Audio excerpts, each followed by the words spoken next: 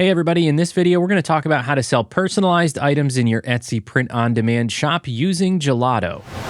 All right, so a couple things I want to point out before we dive in. This process is actually going to fall somewhere in between the process for Printify and Printful. They have a couple things that are similar to Printful and a couple things that are similar to Printify. The second thing I wanted to point out is that this is not going to be the automated, customer-driven personalization process. What we're going to walk through now is the process if you want to handle the personalization of the design before it goes to production. If you're looking for an explanation of the customer-driven personalization, like the automated personalization that Gelato offers if you are a Gelato Plus or a Gelato Plus Gold subscriber, I do have a video all about that process. I'll link to it in the corner and the description, so you can check that out if that's what you were looking for. All right, before we create our product and walk through the process for an order, there is a setting that you need to be aware of and make sure it's set to what's going to work best for you. So come to your Stores tab in the left navigation, and then come to the three-dot menu for the one that you're working on, and select the Edit Store Details option.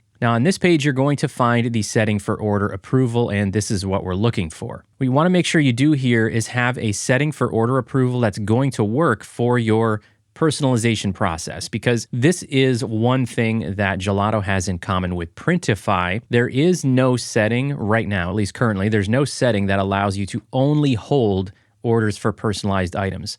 So that means you have to either delay your orders with enough time so that you can grab them and personalize them, or you have to select manual. So you can still use automatic order submission here if you select delayed and then select a number of hours that you want to delay order submission. So for example, you could choose to hold every single order for 48 hours before it gets automatically submitted. Of course, that's going to delay your regular orders for non-personalized items, but it would give you 48 hours to grab the personalized ones. So I'm going to leave this set to manual because that'll give me all the time I need to make sure I personalize my orders before they go to production. All right, now that we've got that setting out of the way, let's create a personalized listing and publish it, and then we'll take a look at what the order fulfillment process looks like. Now, one thing that is exactly the same, no matter which platform you're using, all of them have the ability to add their own custom text layer into your designs when you are creating a listing. So that means you can actually save time when you're doing the personalization part of the process. You can just create the design with personalization included in whatever your design editor of choice is. But then when you receive an order, you have to basically go make a whole new print file. You have to go edit the personalization, export a new file, upload that new file, and then you can fulfill the order. If you add your personalized text as a layer in the design editor here in Gelato, then you only have to edit that, and you don't have to worry about creating a new print file for every order. So that's what I'm going to do on this one. We are in Gelato's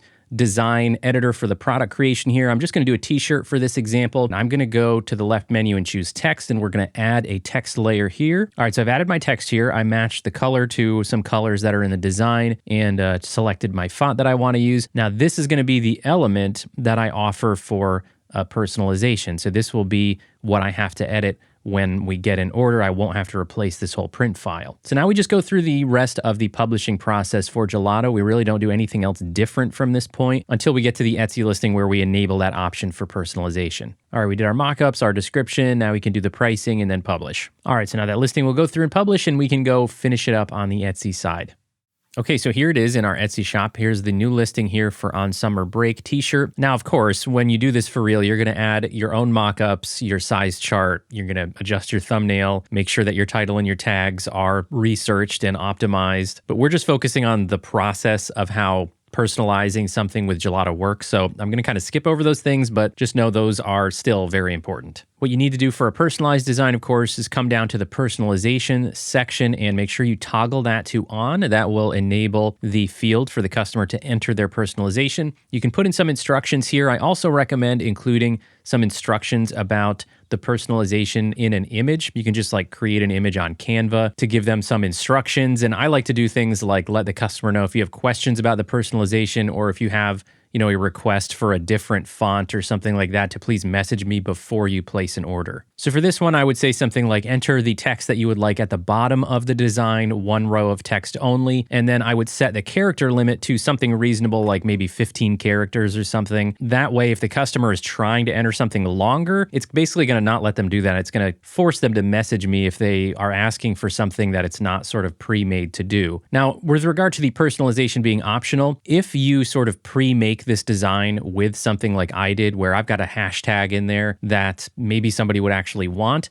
you can check the box for personalization is optional. And if they buy it without adding personalization, you can just submit the order like a regular order and let it print with the text you had in there. But if you don't want to do that, if you put like placeholder text, if in your sort of mockups, what you did was you put your text here or something like that, then you don't want to check that. You want to make sure that the customer has to put in a personalization when they add it to their cart. That way you won't have to message them, try to chase them down to get that if they forget to do it. All right, so that's really it as far as enabling the personalization. Of course, like I said, you got to do all the other important details for the listing, but now we've got our personalized listing out there and the customer can submit an order with their personalization applied. All right, when you get an order in your Etsy shop, I just want to show you where you see the personalization before we go fulfill the order. So really quick, this is the orders page in our Etsy shop, and here's our new order. And you can see right here, under the size and the SKU and the quantity information at the bottom of that little list there, you have personalization, and that is where the customer's personalization information is.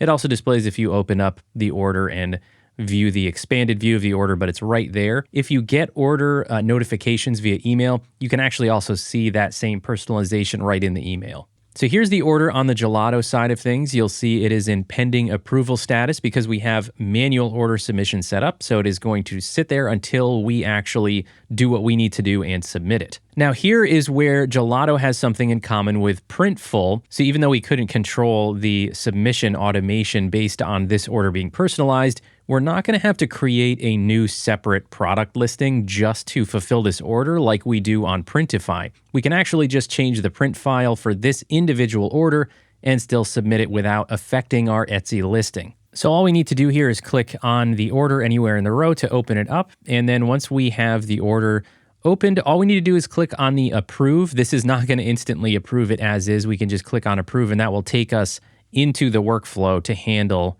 approving the order. Okay, so right here on this first step to verify the products that are in the order, all we need to do is come over here to this little 3-dot menu, and we can do edit design. That will take us back into our design editor where we can just select the text layer, and we'll just apply the personalization that the customer requested.